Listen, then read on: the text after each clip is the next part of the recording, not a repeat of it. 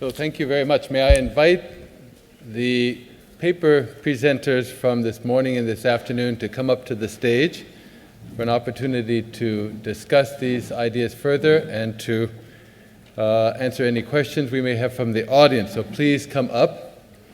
I think while people are gathering on the stage, please begin your journeys.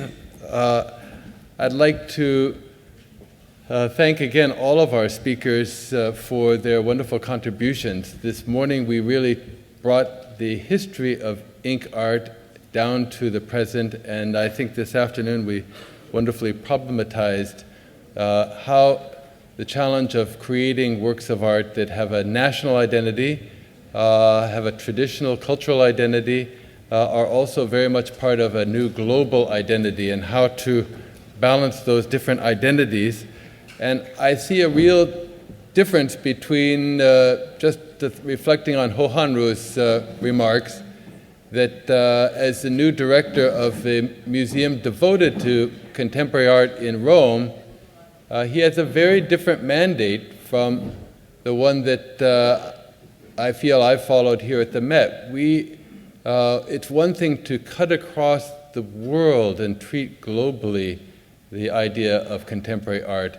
It's a very different one in a place like the Met, where an encyclopedic collection enables us to treat Imran Qureshi, who was on the roof this last year, but through the Islamic department, and for the Asian department to tackle ink art from China. So we have different capabilities and different strengths, and I think that's a wonderful virtue, that we can begin to analyze and appreciate and study contemporary art from all the different facets that it obviously occupies. And nothing could be more true than to look at our panel itself. We have several Westerners from America and Europe who have studied a long time in China. We have Chinese colleagues who are now prominent professors in America and Europe. And we have all of the complexities of this world, in fact, represented on the stage today. So I hope we will have a chance to discuss some of these topics at length, and if there are artists among the audience who would like to get up and say a few words, we also have microphones located in the aisle. So I please invite anyone with a question to come to the microphone to ask their question, but perhaps first I will ask the members of our distinguished group of speakers to see if any of them would like to comment on the words that they offered or those of their colleagues. Judy.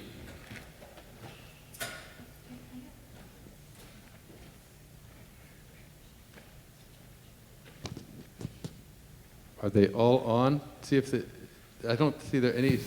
Yes, you're live. Okay, good. Oh, I have a small footnote.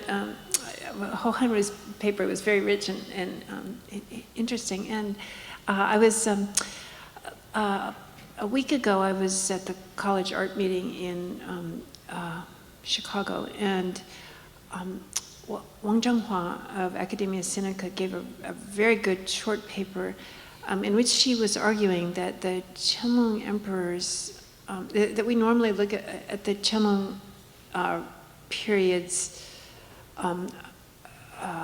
adoption of some elements of Western art as being a kind of result of a kind of aggressive stance on the part of the Western powers.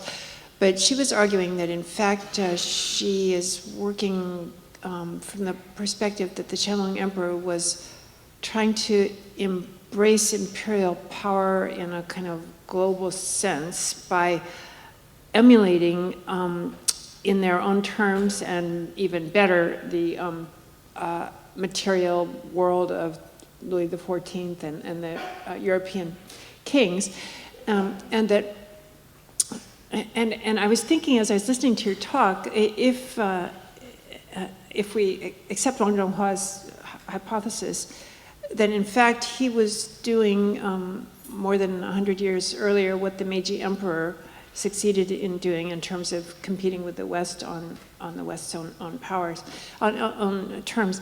and actually the fact that after some of the wars of the 19th century, the booty that the European powers took back to France with them was exactly that kind of art that the Qianlong Emperor had made during that period, would seem to kind of attest to his success in doing that.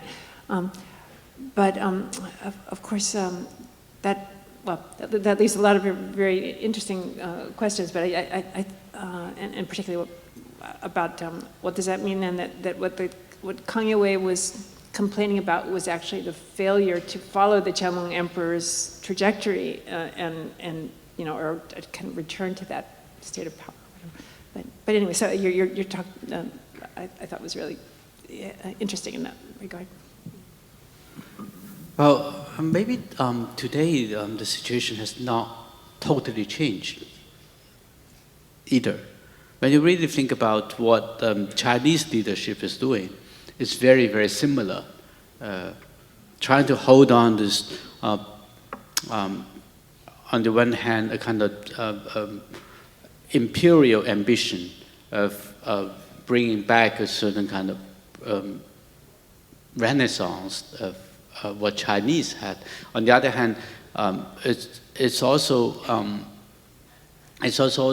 based on a kind of total surrender to the system that they are fighting against.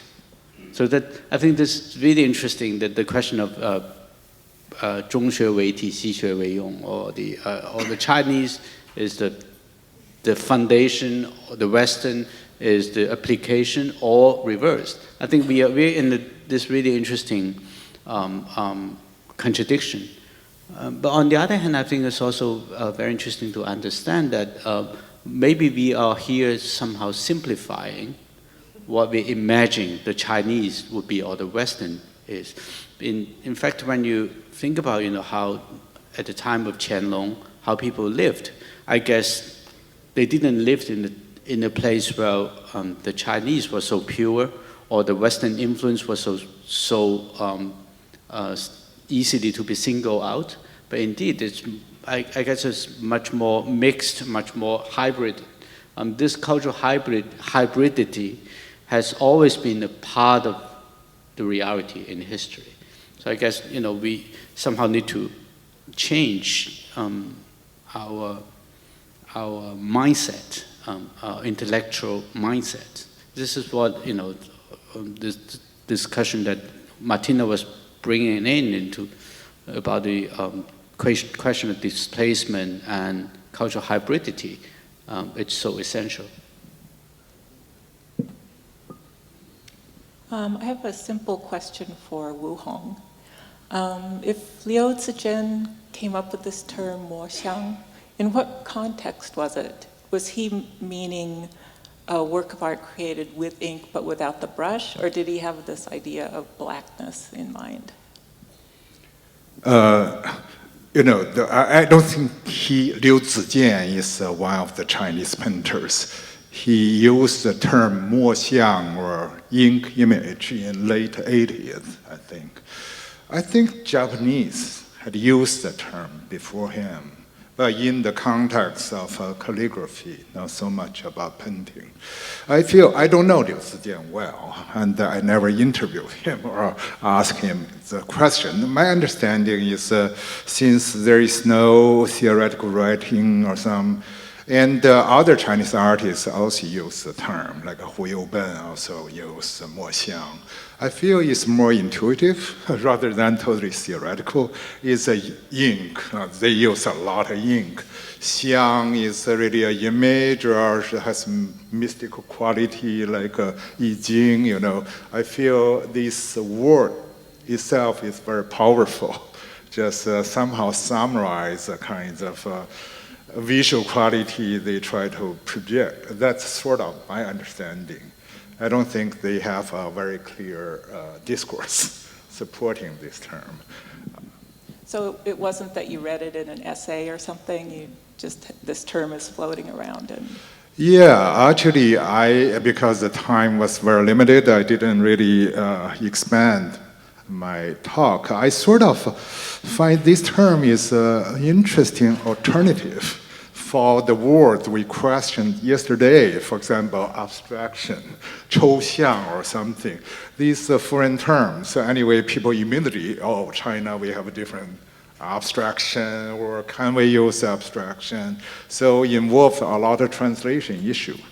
But anyway, 墨香, these words is or was used by Chinese artists to describe their own work. I feel there has some sense of abstraction yet. It's not a representation, it's sort of about the ink, sort of image, maybe from Xiang is very much I Ching or this old symbolism or symbol, whatever.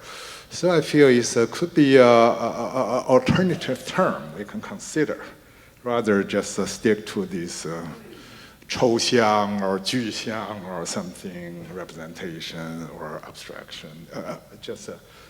If I like to think more, maybe as you suggest, maybe talk to the artists and talk to some people when they use the term, what was in their mind.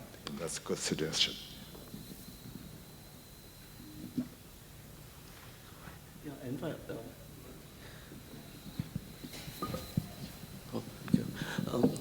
that question of ink also came to my mind because you did seem to hit on one aesthetic quality, which is very modern, in that when you said, you show these paintings to your colleagues and they say, wow, it's all black. And the question comes to mind would be, what would be the traditional aesthetics of blackness, apart from these early tracks from Wu Dai and Tsong? Has this aesthetics of darkness, is there a lineage of aesthetic categorization that can be expounded? Yeah, actually, that's exactly I begin to think like this very short paper, somehow from Tang Dynasty to 17th century to Huang Binghong. You know, this kind of excessive use of ink somehow was related to certain kinds of self-identity or words we use, alternative, marginality, somehow is just excessive use. Of course, everybody uses ink, but somehow my question is, now we often contrast like modernity with tradition or contemporaneity with tradition. Tradition is often understood as a whole. Somehow tradition and the present. But actually tradition is very complex. And there's orthodoxy, there's heterodoxy, and anytime there's I even think they're avant-garde or something at a certain time. So I begin to think, even read these texts, or thinking about 17th century, there were many different positions.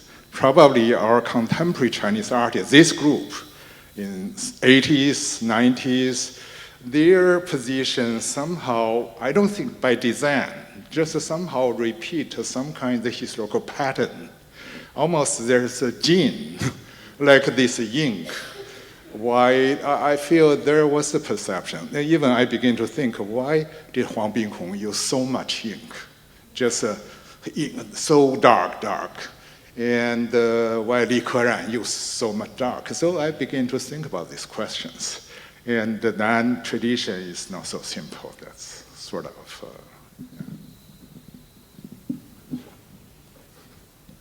So I think the Heart of Darkness is an exhibition we have to do.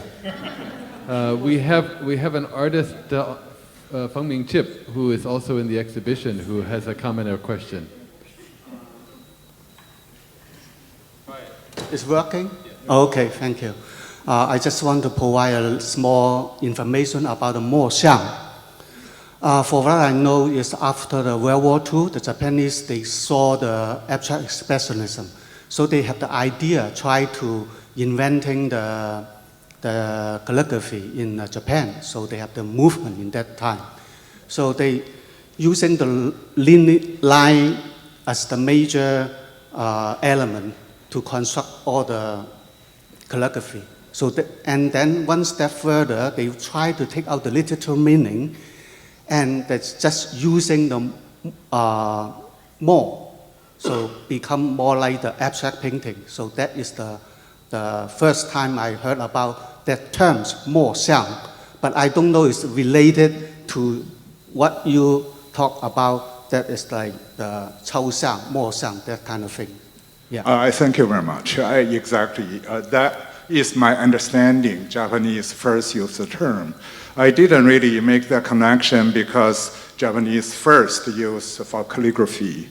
And, but Chinese, when they started to use it in 1980s, they didn't use for calligraphy. They used for this kind of more, we say, abstraction or a lot of ink accumulation. So did they know the Japanese term? Probably. They heard about it like at the time they heard a lot of things. Basically picking the exciting sentence words from Foucault from here and there.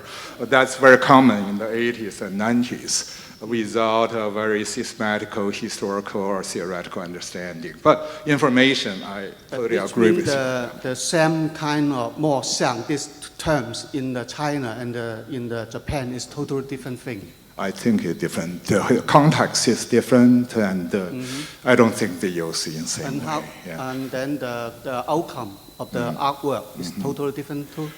I think also maybe there's some underlying logic, like there definitely some influence from the West, like you say, abstract expressionism.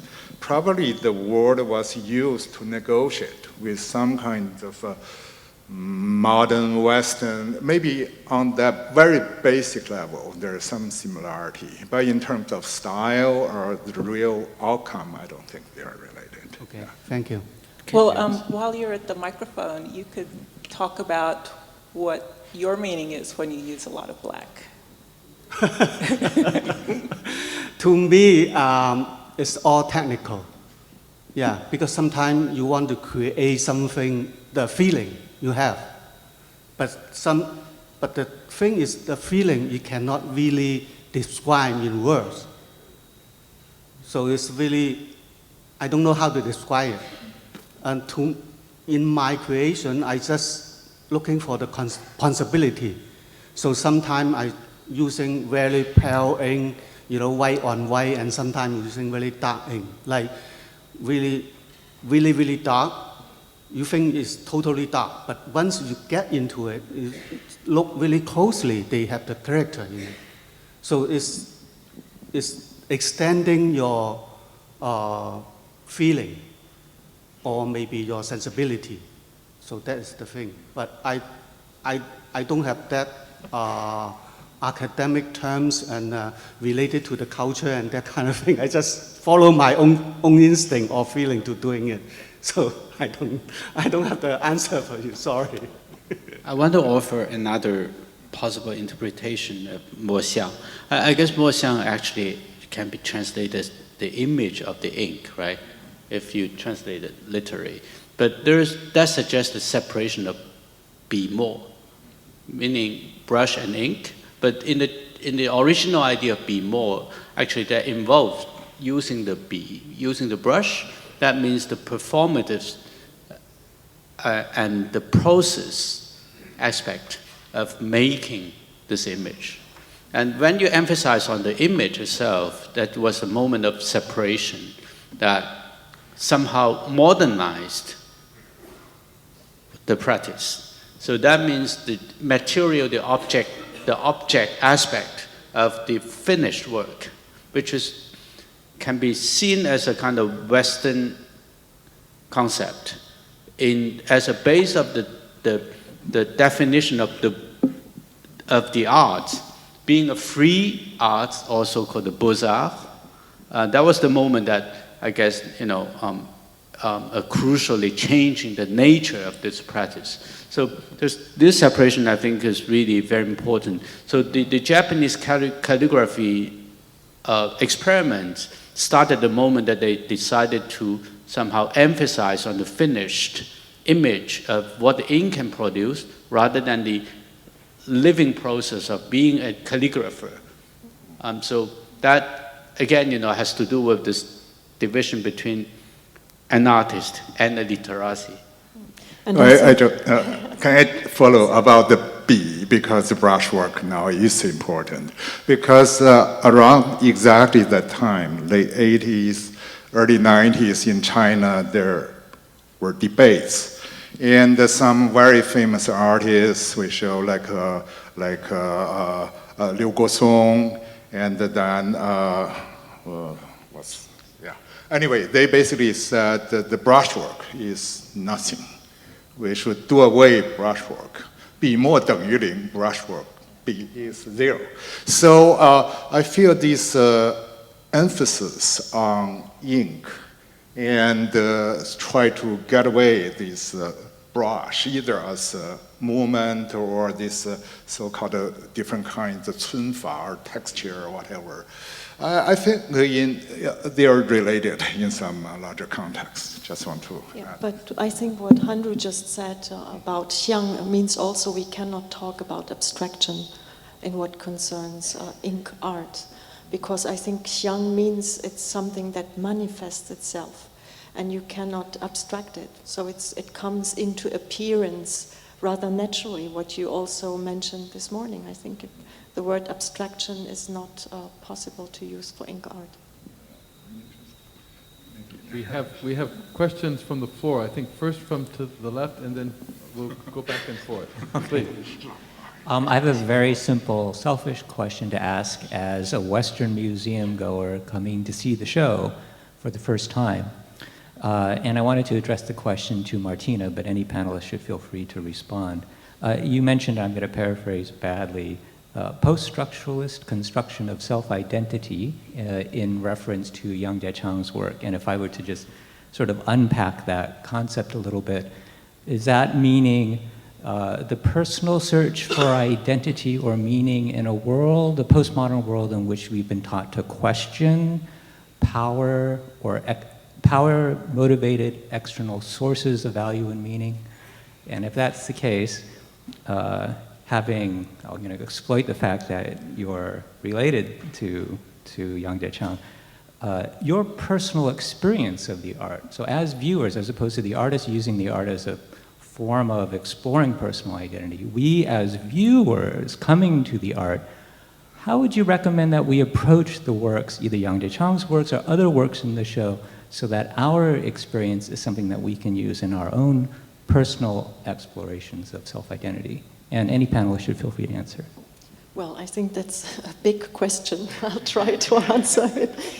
Well, first of all, I was talking about sublimation and sublimation of the self. And I think if you think about the 100 layers of ink that you encounter in the exhibition, you encounter, first of all, an object, a black object, a shiny surface, a matte surface, and you do not encounter a personality, first of all.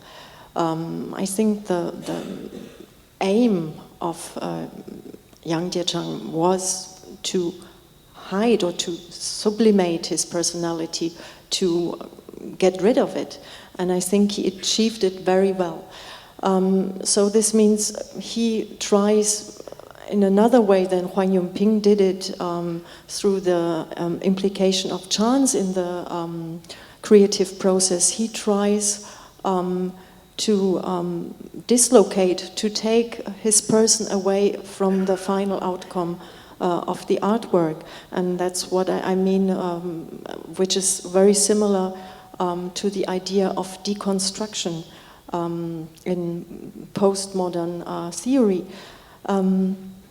Now, how would you like to look at these kind of works? I mean, just by being open to them. I have no other way to recommend to look at these works. Britta. Thank you for interesting and really stimulating papers. I enjoyed them all. I have a footnote on the ink, and I can't speak to the contemporary scene, but in traditional China, and I'm thinking 11th century Tsong, northern Tsong, there was a painter who used ink to paint plum blossoms, and this wasn't outlining them. So I think that one of the interesting questions is, what is an ink painter painting in traditional China when he uses black ink? If you take a white, what should be a white pure blossom, and you paint it black, then you have a symbolic reversal. What was white is made black, so hei bai dian dao. And I think that follows through. I mean, it's uncommon to have black plum blossoms, but Bada Shanren, at the end of his life, paints black plum blossoms. He should have been a prince in the Ming imperial family, and here he's a monk, and then he leaves the Sangha, the Buddhist faith, and takes a wife and doesn't get a son as he had hoped, and there he's a rootless plum tree with black blossoms, painting in the Palace Museum. So I think, at least in traditional China, what is painted in black ink is perhaps significant. Footnote. Thank you. Thank you.